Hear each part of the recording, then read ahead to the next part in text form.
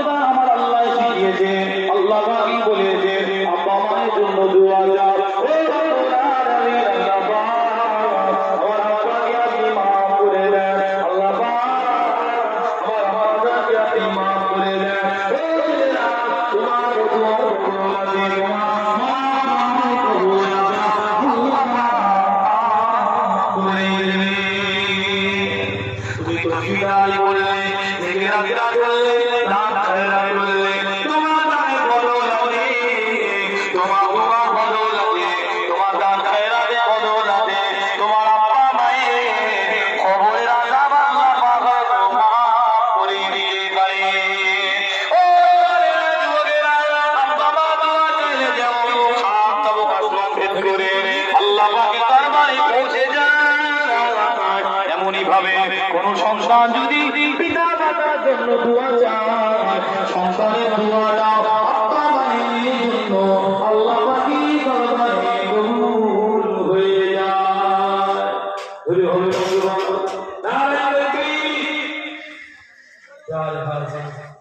আব্বা যে তোমার নিয়ামত আল্লাহ থেকে ইজা নাজার বলে, ইজা নাজার কাবা, ইজা নাজার ইজা নাজার কোরআন, এই চারটি জিনিসের দিকে তাকালেই নাকি আপনি কিছুই বললেন না, কাবার দিকে ইজা নাজার কাবার দিকে তাকিয়েছেন, আল্লাহ তাআলা আপনার নামায় আমলে নেকি লিখে থাকে। বলুন না জোরে সুবহানাল্লাহ।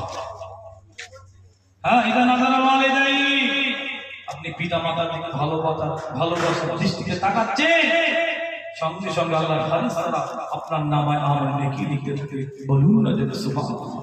ইজা নাযাল কোরআন, আপনি কোরআন তেলাওয়াত করলেন না, আপনি কোরআনের অক্ষরগুলো দেখছেন, এটা আল্লাহর কালাম, এটা নিয়ামতি কালাম, উসমা কালাম, মুকদ্দাস কালাম, জান্নাতি কালাম। দেখার জন্য আল্লাহ পাক আল্লাহ তাআলা আপনার নামায় আমল নেকি দান করবে। বলুন না যে সুবহানাল্লাহ। চলুন সকলে আমরা একটু মদিনাতে ঘুরে আসি। নবী সালাম, আগে আসেন আলাইকা ইয়া রাসূল।